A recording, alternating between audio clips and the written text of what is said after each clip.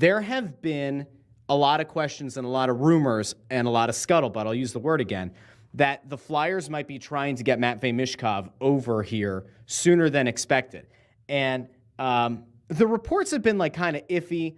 I think it was 32 Thoughts. I think it was Elliot Friedman put a thing out over the weekend that there has been conversations happening.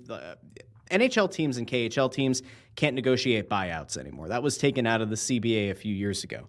So like every once in a while, you'll see somebody who says, oh, the Flyers bought out Ivan Fedotov's contract to get him over here. Or like, oh, they bought out Kolosov's contract to come over. Why couldn't they just do that with Michkov? Because in the past, they've been able to do that. They've been able to buy out, in theory. You can pay a KHL team, get him out of his deal. The KHL team benefits. They have cash on hand. And as a team, you just get to bring the guy over.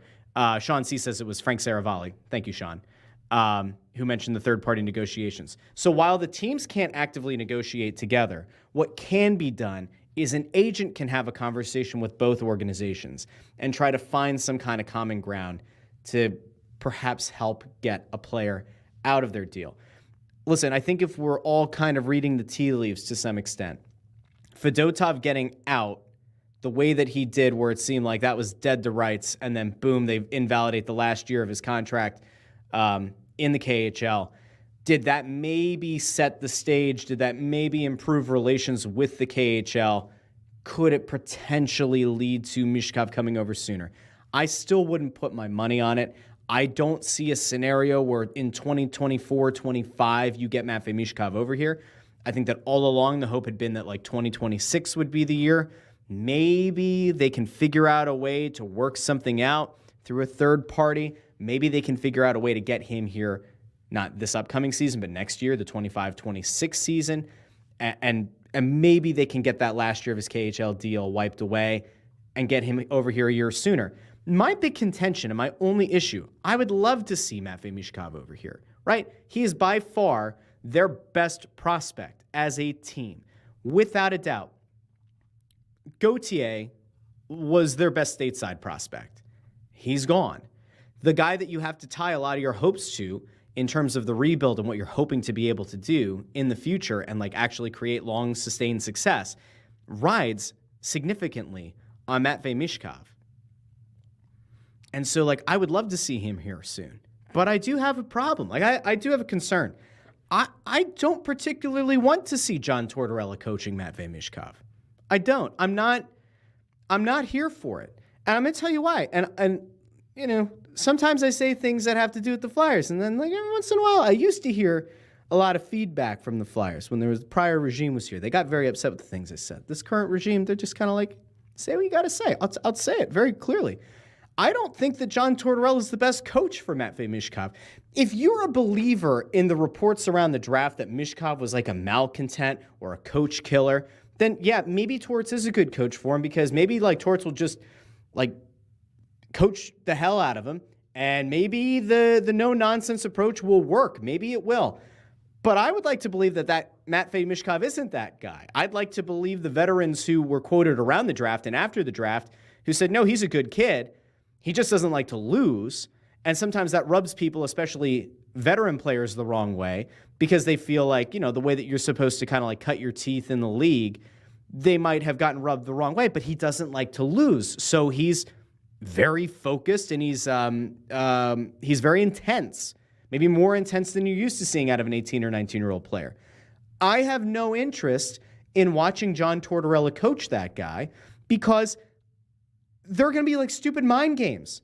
Torts is going to do the thing that Torts always does. The playbook is out there. It's been out there for decades, all right?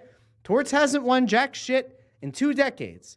This is why I've compared him to Doc Rivers so many times. You can have stacked teams like he did in Tampa. You can always have a really good goalie like he did with the Rangers, with Lundqvist. Like you can pick up a lot of wins that way. Vigneault, by the way, also benefited from that in his career. I'm not saying Torts is a bad coach. Torts got a lot out of this team last year. He got far more out of a bad roster than any coach should have. But he's not the one that you like try to actively build with and then flip the switch to win with. I don't see it. Okay? Like, I don't see it. Scott Ball says over on YouTube, Torts builds, someone else comes in a year or two to win. Here's the thing. Do you want him laying that foundation? Because I could make the case to you right now that the building that Torts did and the culture that Torts did, he pissed all over when he sat Sean Couturier, when he scratched Sean Couturier, which was not necessary. And like, I don't want to relitigate the whole thing, but it didn't go over well in that locker room. And since the season has ended, there have been a lot of murmurs behind the scenes. Again, start the show. Not reportable. You don't have a lot of guys who want to go on the record with their honest thoughts about how the season unfolded with Torts and especially how the benching went. So like, not reportable. Certainly can mention the fact that there are many people in that locker room who are not happy with the head coach and may or may not be questioning, why the fuck are we bringing this guy back? Why? For what reason? What was accomplished? You didn't make the playoffs. You pushed these guys until their breaking point, and in a lot of cases, maybe crushed some of their confidence en route to trying to make a playoff that you really shouldn't have been trying to make in the first place if you're trying to rebuild. And then you fucking missed them anyway. You still didn't make the playoffs. And then you ended up with a pick that's like in the middle of the first round, which is not great for a rebuild, which is where the Flyers typically are anyway. See, I got myself all worked up. I don't want Torts coaching Matvei Michkov. No interest. Zero. Like, no, absolutely not. Because the last thing you can have is for one of your top prospects to also not want to play for John Tortorella, allegedly. We'll say the allegedly with Quitter Gauthier. Though I think that it's kind of clear. There's at least a little bit of that. Maybe it was the not guaranteeing him a roster spot like the Ducks ended up doing where they burned a year of his ELC by playing him. But like, Michkov might, I don't know. If Michkov says, oh yeah, I want to play for Torts, fine, fuck it, whatever. Fine. But like the head games, the benching guys in their hometowns, like he's done with Bobby Brink and like he did with Travis Sanheim, the pulling a guy out of the lineup when there are other players playing significantly worse, like he did time and time again with Morgan Frost, all those old tricks, like he's played them. He's actually played them multiple seasons in a row. They fall on deaf ears. With where the murmurs of the locker room sentiment on Torts are right now, you can't do that again next year. You can't. Like, what exactly is the emergency lever that you're going to pull? He tried the scratch the captain to galvanize the team against the head coach. It didn't work. They puked all over themselves and they knocked themselves out of the playoffs. You can't do that next year. That's not available. Benching guys in front of their friends and families in their hometowns and saying, I don't know that that's where they played. Bullshit. Like, very much bullshit. You can't pull, like, you could do that, but that's just a dickhead thing to do. There's no active reason that you should bench a guy in front of his hometown, in front of his friends and family, especially if there are other guys in the lineup that are playing as bad or worse. So, like, where exactly do you go from there? I don't think that this coach and this player should ever cross paths in the coaching player paths. They shouldn't be anywhere near each other. If this organization believes so much in the culture that John Tortorella has put into place is really going to be the thing that's going to propel them into a decade of success, send them upstairs. Send them up with Jonesy and Danny Briere. Bring in one of the other coaches that's available. If the Hurricanes get knocked out of the playoffs, do you have the chat about Rod Brind'Amour? It would appear as though that's not really on the table. They kind of got shamed into like a public back and forth about like whether or not the team had made an offer and whether or not Brind'Amour was being serious in like his consideration. But there are going to be people that are going to clamor for Rod Brind'Amour. Craig Berube is out there and has won a cup. And like not 2 decades ago. There are going to be other coaches that are going to be available. I would even make the case that if Torts wanted to move upstairs to let Brad Shaw be the head coach after the success he's had with, like, honestly, not a very good blue line, he's done a great job.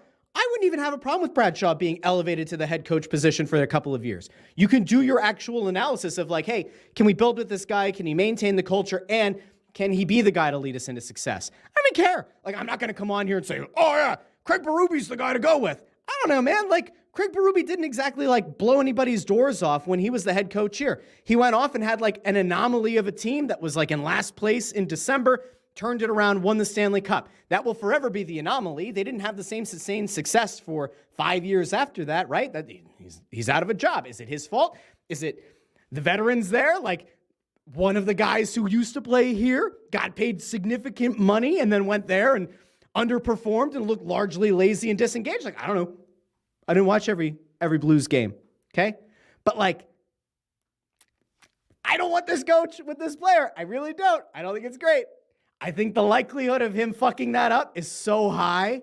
I think the likelihood of him potentially turning off the best prospect that this team has had in probably a decade is significantly high, unless this guy is wired in a way that, like, he needs to be kicked in the teeth every day at practice, that he needs to have his hair lit on fire. But in fairness, if that's the kind of guy he comes in and is going to be, it won't work.